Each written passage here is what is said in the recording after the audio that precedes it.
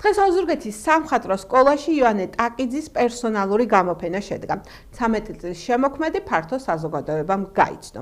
ფერწერა, გრაფიკა, დაზგური გრაფიკა, თექა. ეს ის მიმართულებებია, რომელშიც 13 წლის მხატვარი რამდენიმე წელია მუშაობს და ქმნის პორტრეტებს, ნატურმორტებს, პეიზაჟებს, აბსტრაქტულ და რეალისტურ ნამუშევრებს. ივანეს მიერ შექმნილ მკვეთრ ფერებს და მის შემოქმედებით ხედვას აღრთოვანებაში მოჰყავს მნახველი. 13 წლის ხელოვანის პერსონალური გამოფენა სამხატვრო სკოლამ დაგეგმა და ამ ნაბიჯი ივანე ტაკიძე ოზურგეთს გააცნო.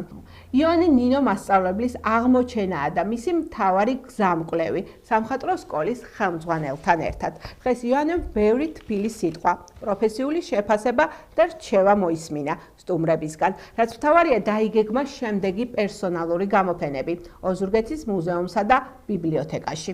ძალიან კმაყოფილი ვარ ყველაფრით და მომავლისთვის ვეცდები, რომ უფრო უკეთესი ნახატები შემოგთავაზოთ. რა ჟანრში გიყვარს მუშაობა? რა განიჭებს ესთეტურ სიამოვნებას? მე უფრო აბსტრაქცია მან მომწონს, როგორც ეს ხატვა.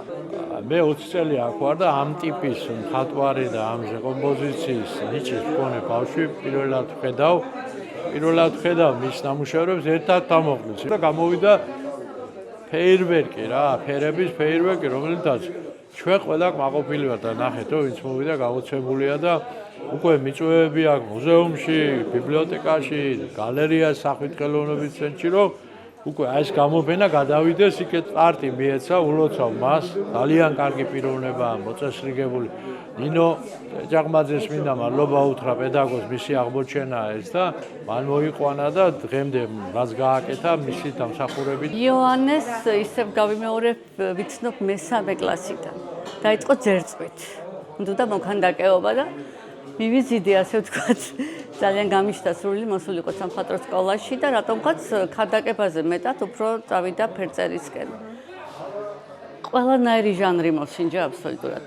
დამთავრებული დეკორატიული ხელოვნების თექაც კი მოსინჯა, ეპოქსიდსაც აკეთებს, ხელნაკეთ ნივთებს აკეთებს. არ ვიცი, მე პირადად ძალიან მიხარია ეს ბავშვი ასე რომ განვითარდა და ჯერ 13 წლისა ვამბობს, წინ მთელი ცხოვრება აქვს და იმედია რომ უფრო მეტად განვითარდება და გვასახელებს.